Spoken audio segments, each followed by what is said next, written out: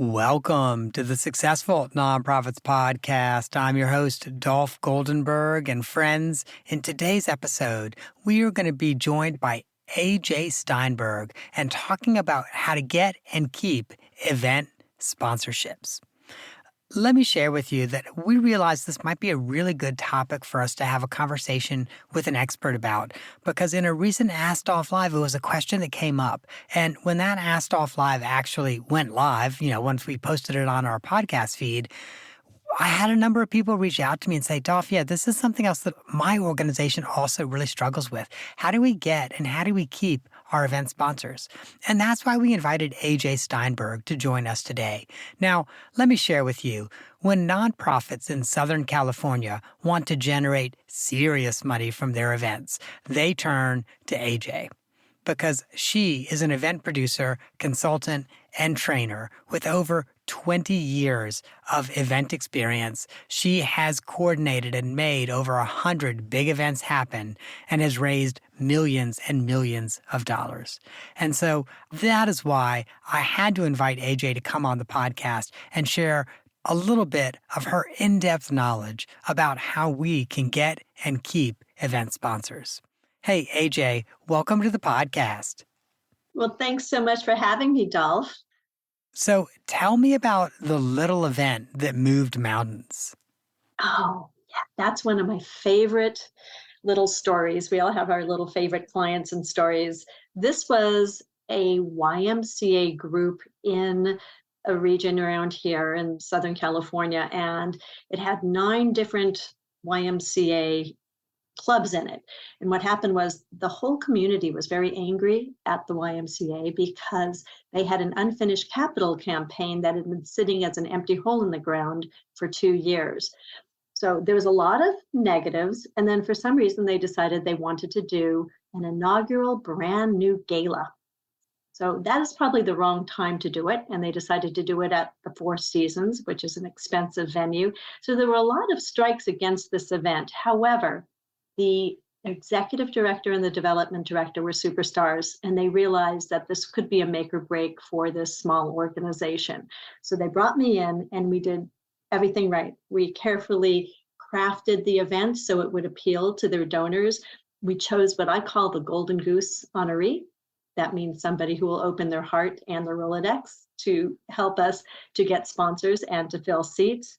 And then we created this amazing event that really resonated with the people who were attending. So by the time we were done with the event, not only did we surpass their high expectations of $100,000 is what they wanted to raise, which was almost impossible, but not only did we surpass it, we made almost $300,000. And then the honoree was so touched that during the event, he stood up and he matched what had been given at the paddle raise. So we raised over $500,000, but just as importantly, this little event that could suddenly turned this capital campaign that had been flagging. The honoree turned around and fulfilled the $2 million that was needed to finish it. And now that entire organization has been blooming and is a community favorite just because they did everything right at that first event. Wow. And so that causes me to have so many questions. So I want to go back a little bit into the early part of this story. So you said that $100,000 was an ambitious goal for them. Now, obviously, I understand the community was upset. They had a hole in the ground. They were not finishing their capital campaign. Are those the primary reasons why $100,000 was an ambitious goal? Why was that such a big goal for this organization? Well, it's interesting you asked that because $100,000 seems to be the stock answer I get when I say, what are your goals for this event? And people will always just say, we'd like to make $100,000. And I'm thinking, well, that's fine, but that's just one goal, stewardship and awareness of your organization, donor appreciation, they're all goals. But they had never had a gala before. They had never raised $100,000 before. And this is a YMCA. This is not a museum or a philharmonic where the expectations of large legacy type gifts are there. It was this regional YMCA group. And though they had 1 or 2 areas of wealth that they covered, these were a lot of blue class working neighborhoods. So we didn't know how this was going to play. Plus, we were suffering. There were 7 different boards because there were 7 different, I know, really, my eyes roll back in my head. There were 7 different boards because there were 7 different clubs involved in this. And so we had to go and sell this, and this is it, make a case for support. So all the clubs would be involved. All the boards would not have what I call grumpy board syndrome, where you walk in and they're like, we're not going to help you out with this. So we had a lot of negatives pulling at us, and $100,000 I knew could be attained if we did everything right, but we needed a lot of pieces, a lot of people to have confidence in us, to really believe that we could do an event that would make them proud. And obviously, you all chose the honoree well because you got a good golden goose honoree who matched the paddle raise and then gave an additional $2 million on top of that. I always say the 2 most important things you can do at the start is choose your golden goose honoree and then an amazing event committee. Sometimes it's harder to work with a committee, oftentimes, than doing it yourself, but they are just bringing all the assets, not only just ticket sales, marketing for you, heavy lifting help. There's a lot that your committee can do if they're chosen right. Absolutely. Now, I know today we're going to primarily be focusing on sponsorship. So my gut says, though, for this organization and for that YMCA, sponsorship clearly was not their largest single revenue maker or revenue generator in this event. That was probably the paddle raise and the golden goose. But how much did sponsorship bring in? Well, it was very, very robust, a robust sponsorship, because what you do with your honoree is you sit the honoree down and you say, you're being honored. Who do you think would like to pay tribute to you? Who has been your CPA for the past 20 years? Who's been your lawyer for the past 20 years? Who's the landlord of your large business? We walk them through the assets they have, and we let them know it's not going to be hard. You don't need to do anything but give us a warm handshake, meaning here's an email or a phone call saying, I'm being honored by the Boys and Girls Club or the YMCA or whoever, cystic fibrosis, and this is a cause that's near and dear to my heart. I've been on the board for 5 years. I'd like you to take a call from AJ Steinburg, who's going to walk you through an opportunity of how you can be a part of this event. They don't ask for money. They don't mention numbers. They just say, this is important to me, and I'd like you to take this call or this email. And that's how we did. So we did make a lot in sponsorships. I also sit down boards and do that same kind of protocol of brainstorming. Do not ever assume your board is going to come up with some great ideas without your help. I don't know if you've had different experiences, but if you lead them, they will use their brains and help you. But if you're just sitting there expecting them to come up with names of potential sponsors you can reach out to, that's not going to happen. I'll share with you, I was reading a great book recently called CEO Excellence, and there's a phenomenal line in there, and it's something along the lines of, if we don't tell our boards what we need from them, they're probably going to help us in ways we would rather not have their help. And it's probably every committee as well as board. Yes, that's brilliant because, well, I always say, I have a sign on my desk in my office that says organization, communication, appreciation. And those 3 words are what I use for everything I do every day, meaning I need to be organized to understand what I need. Then I need to be a good communicator to let whoever I'm working with know what our goal is, what we need from them. You'd be shocked how many boards are never given strict outline of what they're supposed to be doing or how they can help. And then appreciation is everybody is working hard. It has a lot of stuff pulling on them. If you can say thank you to them and appreciate them, you are well ahead of the games in terms of being a leader. I love that 3-tier step process. Thank you. And so let's go back to sponsorship again. You've talked to the honoree, or someone has talked to the honoree or the board and said, okay, will you please give a warm handoff to AJ Steinburg? So I'm assuming you've done some prep work before you actually have that introductory call with the honoree's attorney or accountant or landlord of their largest facility, et cetera. Yeah, no, that's the organization comes before anything. And you have to assess what you have. I call them assets. What assets do you have to offer to sponsors? Now, one thing people don't usually think about is that we are talking to marketing people when we're talking to sponsors. If you are doing cold calling, if you're going to them, you need to make your case for support, just like for donations, while your organization sponsorships are head over heels better than the 100 other people standing on the curb with little paper signs saying, choose me. It's a whole different world. If you go in and assess how you can drive business to them, prove you're driving business to them, and then create marketing materials that speak to their marketing side, meaning they're beautiful. It doesn't just say, here's a PDF of what we're offering for our sponsorships. I have very detailed, and I think that I have a sponsorship toolkit, that the digital one, and I have samples of my sponsorship decks. If your sponsorship deck can tell the story of your organization, the event, have quotes on the impact of your mission, quotes from other sponsors as to why you've been so awesome for them to work with in the past, that's going to go miles to getting them to actually look at your sponsorship packages and to understand the value of what you're offering.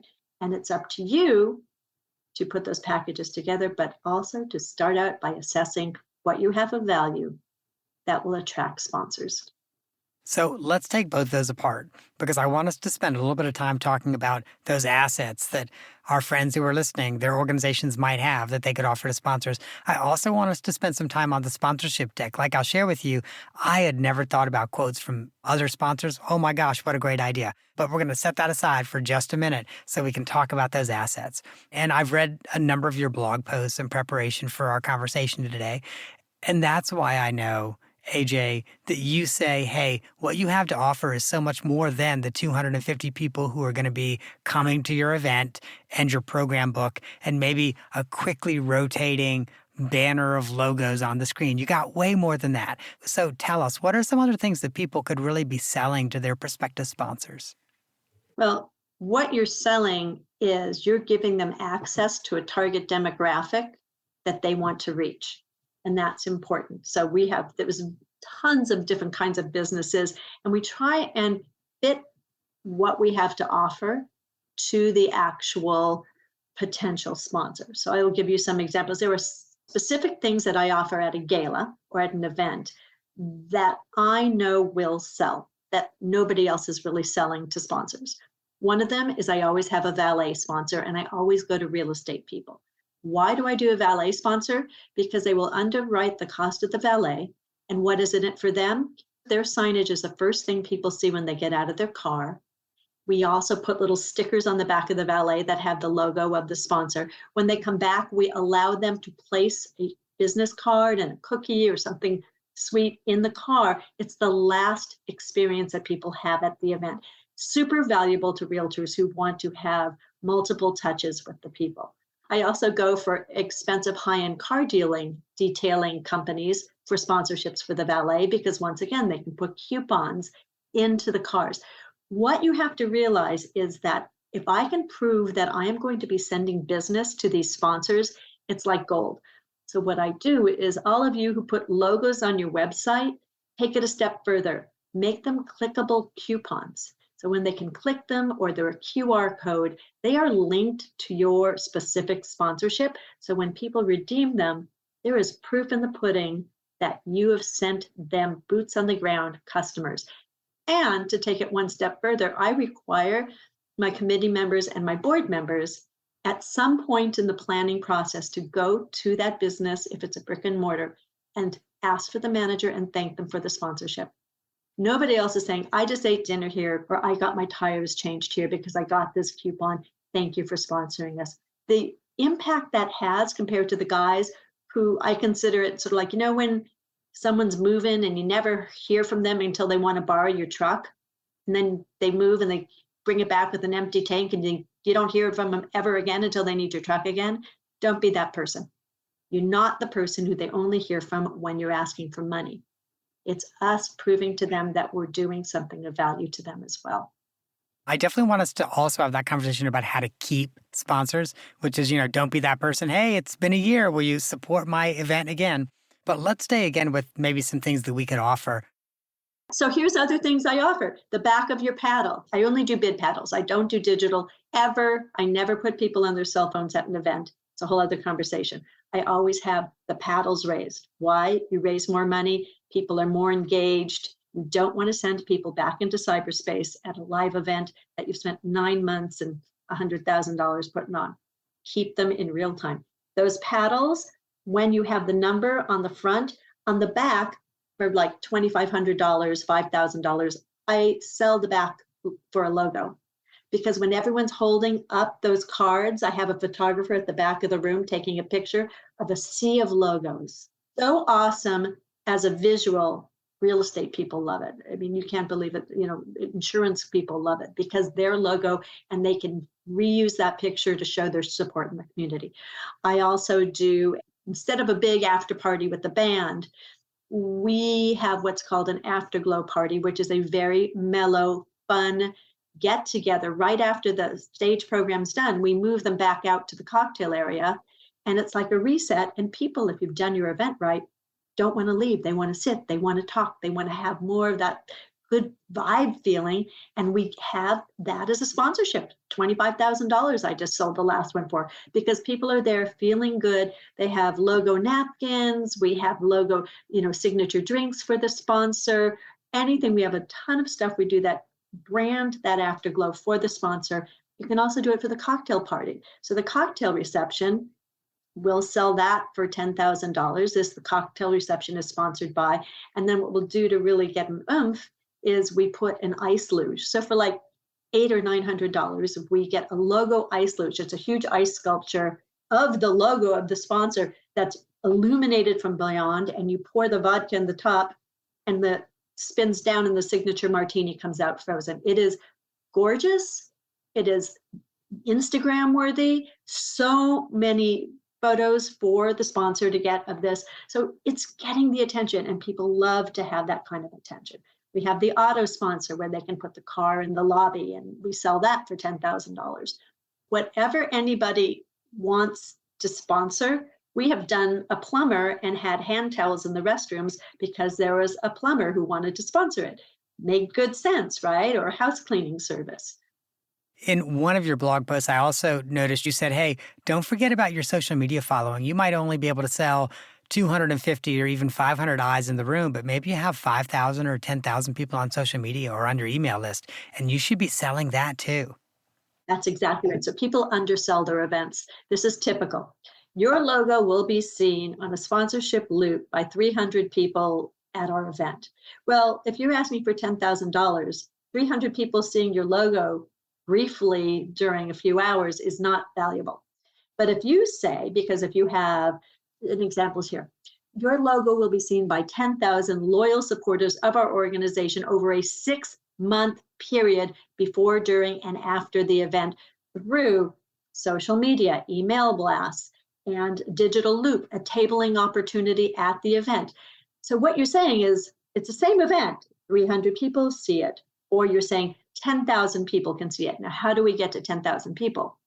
It's because if you have 1,000 people on your email list and you have 1,000 people who follow you on social media, if you send out 5 email blasts to 1,000 people, that's 5,000 people right there. That you're not saying they're going to read it. You're not going to say it. You say it will pass by 5,000 people.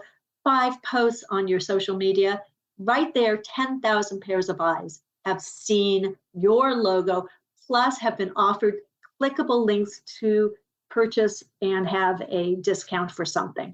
Right there, 10,000. You can use your math. There's no magic math. Anybody can do it. Just don't undersell your event by just thinking it's that 3.5-hour period. It's the 6 months of marketing. Can I share with you a couple of things like that I've done during interim engagements? A few years ago, I was in interim at an LGBTQ plus organization. And as we geared up toward our large annual event around sponsorship, there were 2 things that we did. The first was we said to sponsors, hey, if you sponsor at a certain level or higher, so not the lowest level, I think, but if you sponsor at a certain level or higher, your social media hit will be a team of our volunteers will come out and take a photo at your site in front of your sign, your front desk, whatever, with our logo. And we're going to put that on social media as a thank you. Oh my gosh, AJ, it's so wildly popular. We had like Fortune 500 companies who would reach back out and say, may we use that photo too? We know it's your intellectual property. Can we use that photo internally? And that's when I knew we hit a home run. I love that. I love that. And what you're saying, that goes into stewardship. because what you're doing is you're keeping the love and the relationship with them by having these photos be valuable to them. You are valuable to them.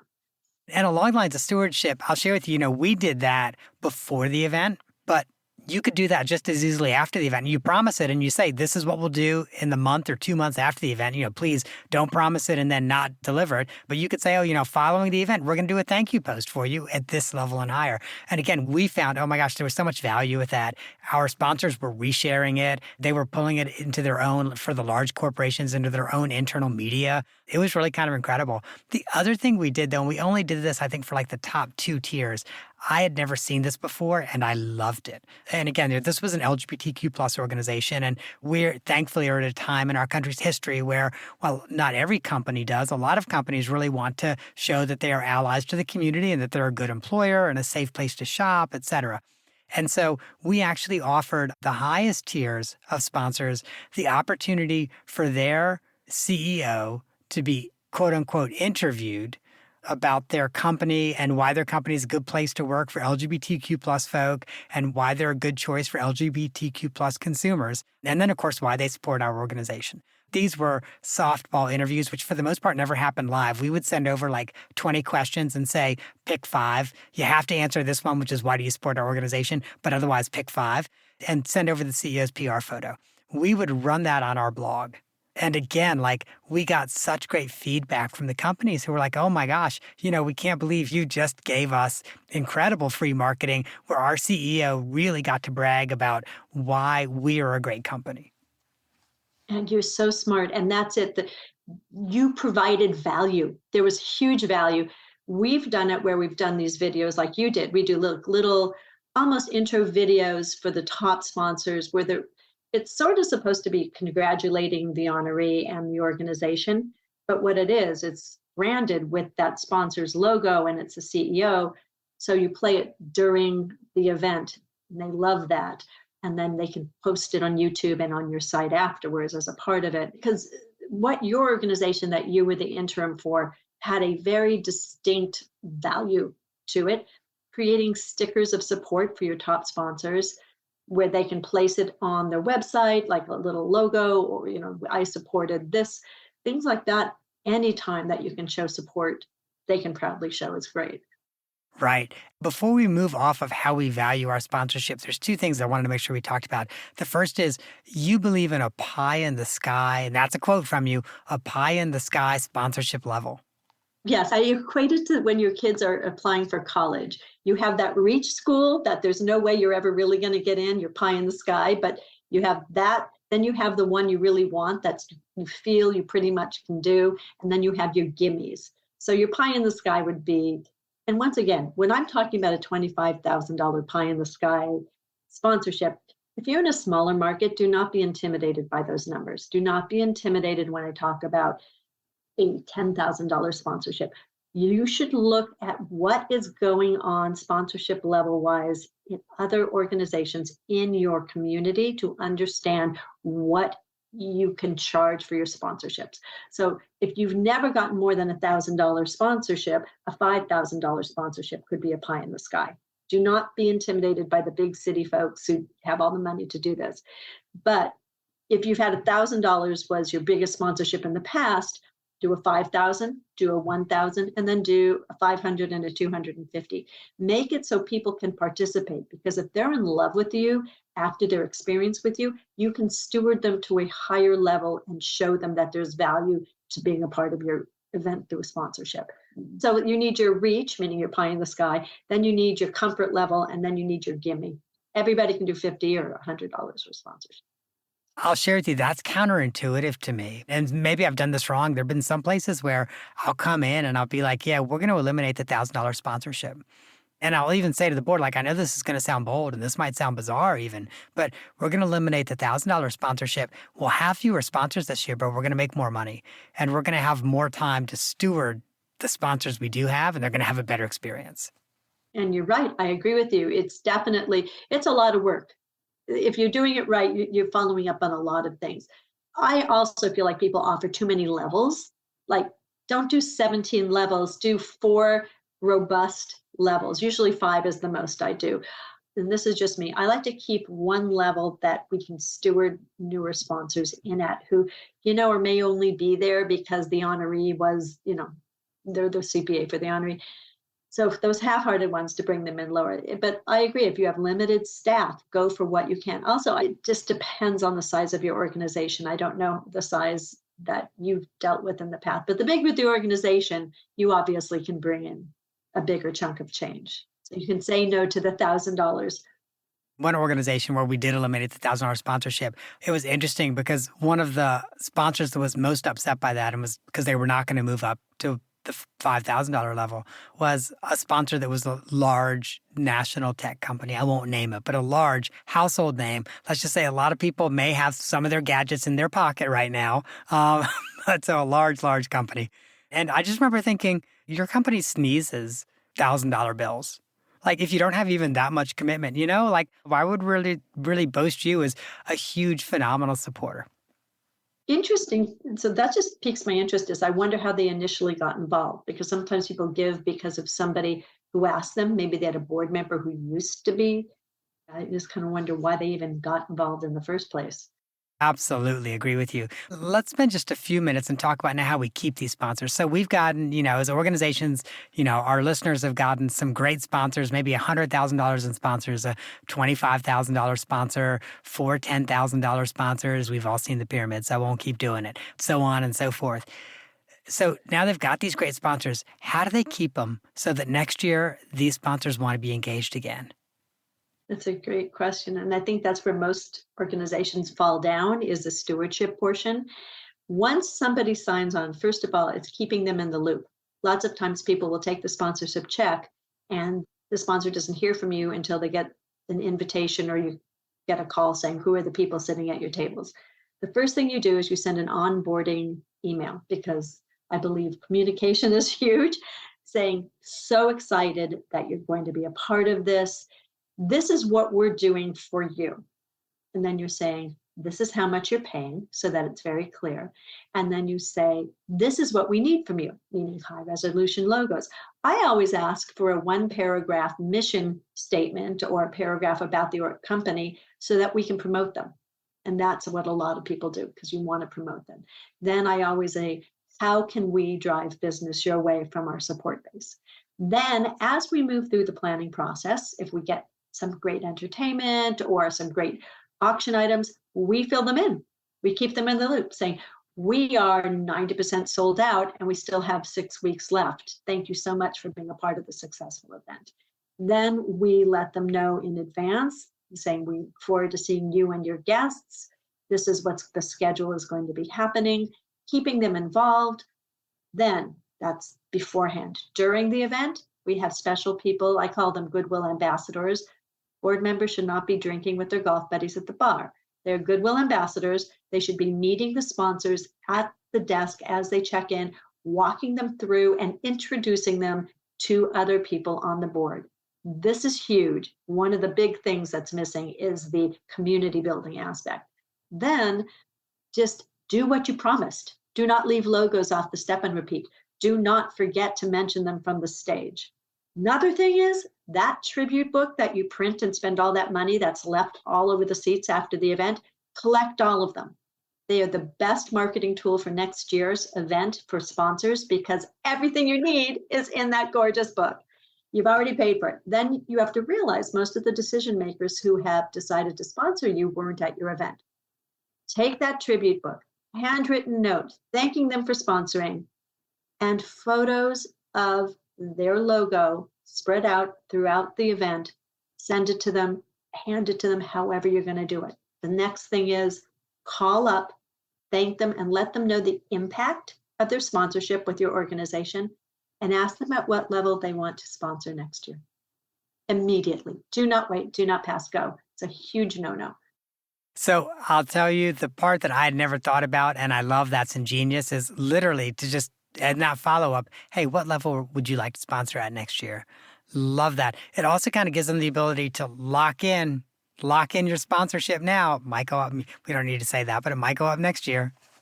It's true. I had somebody who sponsored X at a gala last year walk up to me and say, I really want to be on those paddles. Would you put me down for that for next year? Because they're excited. First of all, you also have to create an amazing event. I always say the best way to sell tickets next year is to have an amazing event this year. That is building the confidence, excitement, enthusiasm. The community can't wait to get back together again. And then social media too. I have a post-event protocol. I don't think it's in my sponsorship toolkit, but it's about how to keep in touch with both the guests and the sponsor in the 6 weeks and the couple months following your event. And there's very specific kinds of emails that are sent out 1 day after, 4 days after, 2 weeks after, to keep the impact in front of them, telling stories of impact and thanking them for being a part of it. The only other point I want to drive home, and I don't know that you said this, but I believe I read this about you, that you keep a spreadsheet. So you have a spreadsheet that includes all the sponsors and everything that was promised to each sponsor. So you could say, yep, sponsor A got the social media mention. All right. Yes, it's printed on the paddle, everything. And that way you know that they got everything they should get. That's exactly right. And I also have a column for who's in charge of it. Because if you have a bigger organization, sometimes people assume it's taken care of. And if you've ever forgotten a logo on something, you will never do it again, because it is such a horrible, it is the worst feeling. Right. I don't even take responsibility for that one incident in my life, but it did happen and it's bad. So you know what I'm saying is follow through on what you promise, over follow, not over promise, over follow through more, give them more than what you promised. I love doing that. So we're going a little bit longer than usual. I have one final question I have to ask, though, because, when you said if you've ever forgotten a logo, and I pointed at myself, I mean, gosh, I've been doing this work for about 3 decades now. At some point, you're going to make a mistake. When we make that mistake, so the event is over and we realize, oops, we left the sponsor logo off the step and repeat, or, oh, yeah, I forgot to thank this sponsor from the stage and I said I would. What should we do to help make that right? It's up to you to be proactive about going up to them first and acknowledging that there was a situation and saying, let's talk about how we can find something of value to make this up to you. I like that a lot. And that does seem like the best way to do it. Awesome. Well, AJ, I always want to make sure that I ask the off the map question. And I've got a good one for you, but also seems kind of appropriate since you do events. I understand that once upon a time in your life, you were a sought after fortune teller. Yes. I raised my children in Malibu. We lived in Malibu for 30 years, which is a small community. And like all small communities, every year the elementary school would have a carnival. And the first year my children were there, I'm an event person. I like to dress up. I had a whole gypsy outfit. They wanted me to tell fortunes. I'd never done this. So I sat in this little pretend gypsy booth, all dressed up with a wig on, and I started telling people's fortunes, which seems like it wasn't a very big deal. I had a great time. I kind of figured out what I was doing. And the next year, there was this line out the door for the gypsy booth. And people came back and they said, you told us that we should move and sell our house, and we did. So I am sitting in a cardboard booth, and they said, we're thinking of having another child. And I looked at them and I said, I'm really got to stop you here. But everybody would come and everybody would ask me for years to tell their fortunes, just because I guess there was some accuracy. But once again, do not take advice from gypsies and cardboard booths at children's carnivals. But yes, everybody in Malibu knew that I was the fortune teller. Wow. Oh my gosh. What a great story. I love that. I love that. I also like that then people would actually come back and say, you told us to sell our house and we did. Like my mind blew when you said that. I was so disturbed. I'm thinking, who on earth? And it happened like a few years in a row. And then some weird stuff happened and I started getting creeped out myself. So I said, I really can't do this anymore. I need to let somebody else be the creepy fortune teller who tells the truth. Oh, that's awesome. That's awesome. Well, AJ, thank you so much for joining us today. I know that I got a lot out of this. I got 2 or 3 nuggets that I'm going to be able to take the next time I'm involved in an event. And I know my friends who are listening did as well. Thank you so much. Thanks for having me. It was real fun. All right. And friends, always know that if you want more information about AJ, you can go to successfulnonprofits.com. And when you are there, there's a couple URLs that you're going to find. The first is queenbeefundraising.com. That is queenbeefundraising.com. That is AJ's URL. And there you can find her digital sponsorship toolkit. Do you remember when she said you've got to have a great slide deck? A slide deck that a corporate executive is going to look at and say, this organization is going to do it right. Like the slide deck's so good, the whole event's going to be amazing. So you can find a sample slide deck in her digital sponsorship toolkit. It has a lot of templates and examples. Additionally, she's got a really great blog. Most of the things that we talked about today, I had actually read in her blog as well. So make sure you check that out at queenbeefundraising.com. Additionally, we will also link to AJ's LinkedIn page. In addition to events, she's had a varied and interesting career, so you definitely want to make sure that you find out more about her on LinkedIn. My friends, if this episode has been one that's really brought some insight to you, helped you think about your next event and some ways that you can generate more money in sponsorship and, frankly, keep more sponsors year over year, there's 2 other episodes that I think you will find beneficial. The first is episode 92, Flipping Small Fundraising Events on Their Heads for Better Revenue with Sherry Trular. In that episode, we talked about just some small tweaks you could make in your events that would generate significantly more money for your organization. And then also make sure you download episode 217 with Jack Silverstein, Time to Change the Way You Fundraise and Raise More Money. Again, that's a lot of what we talked about today. If you can just make some small tweaks, in some cases some big tweaks, you can, instead of raising $100,000, you can raise $500,000 and close the gap on your capital campaign. My friends, that is our episode for this week.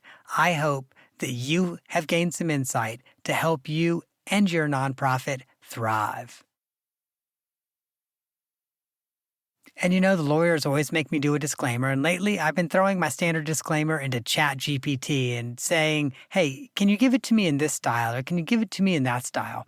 And so this time around, I asked ChatGPT to share the disclaimer in the style of a Luzel poem. And this is a type of Arabic poetry. It's composed of a minimum of 5 couplets and typically no more than 15.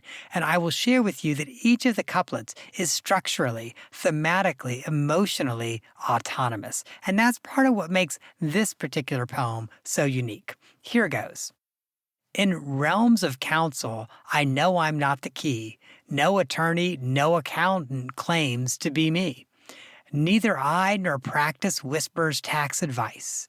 In legal matters and accounting, we are not precise.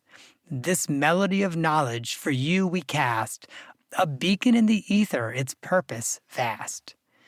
Don't lean on us for matters tax or legal.